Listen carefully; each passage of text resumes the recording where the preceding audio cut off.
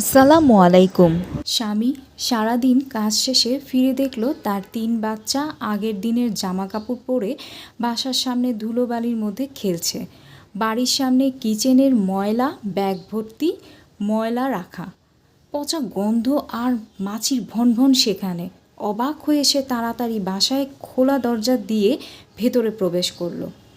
ভেতরের অবস্থা আরও করুণ। বাসা তো নয়, যেন যুদ্ধক্ষেত্র। ভাঙা বাল্বের কাচের টুকরো মেঝেতে ছড়ানো, কার্পেটটা দেয়ালের সাথে দলা করে রাখা, বাচ্চাদের খেলনা সমস্ত ঘরে ছড়ানো ছিটানো। টিভিতে হাই ভলিউমে কার্টুন চ্যানেল চলছে। জানালার গ্রিলে, খাটের নিচে, সোফার উপরে জামা কাপড় ছড়িয়ে ছিটিয়ে আছে। কিচেনের অবস্থা আরও ভয়াবহ। সিঙ্ক ভর্তি রাতের সকালের আধোয়া বাসনকোসন। মেঝেতে নাস্তার অবশিষ্ট অংশ পড়ে আছে, সেখানেও মাছি উঠছে।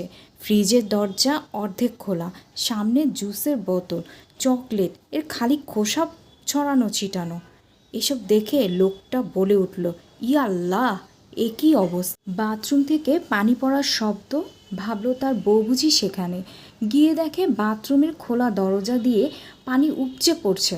ভেতরে পানির কল খোলা, ভেজা গামছা কাপড় চোপড় পড়ে আছে, বালতি ভর্তি সাবান পানি, টুথপেস্টের মুখ খোলা ব্রাশগুলো বেসিনে পড়ে আছে। এক গাদা টয়লেট পেপার ভিজে তেনা তেনা হয়ে ভাসছে মেঝেতে। বেসিনের আয়নাতে টুথপেস্ট লেগে আছে। এসব ফেলে দ্রুত সে বেডরুমের দিকে দৌড় দিল। তার বুক ধরপড় ধরপড় করছে অজানা আশঙ্কায়।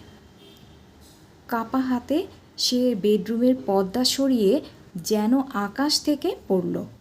দেখল তার বউ বিছানার পায়ের উপরে পা তুলে আরাম করে শুয়ে আছে, হাতে একটা ম্যাজিক। চোখ তার সেখানেই। স্বামীকে দেখে সে অবাক। তারপর একটা মৃদু হাসি দিয়ে বলল, ও তুমি এসে গেছো। স্বামী উত্তরে বলল, বাসার কি দুর্দশা! কোনো মানুষ বাসায় এভাবে থাকতে পারে? বউ আরেকবার মুচকি হাসি দিয়ে বলল, তুমিই তো প্রায় আমাকে বলো যে বাসায় থেকে সারাদিন আমি কোন কাজটা করি।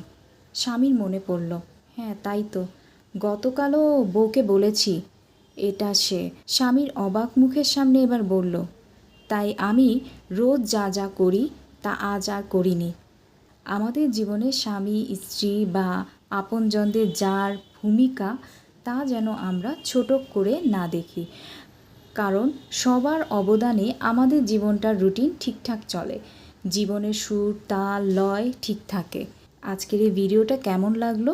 ভালো লাগলে অবশ্যই কমেন্টস করে জানাবা। আর নতুন ভিডিও নিয়ে চলে আসবো। আল্লাহ হাফেজ।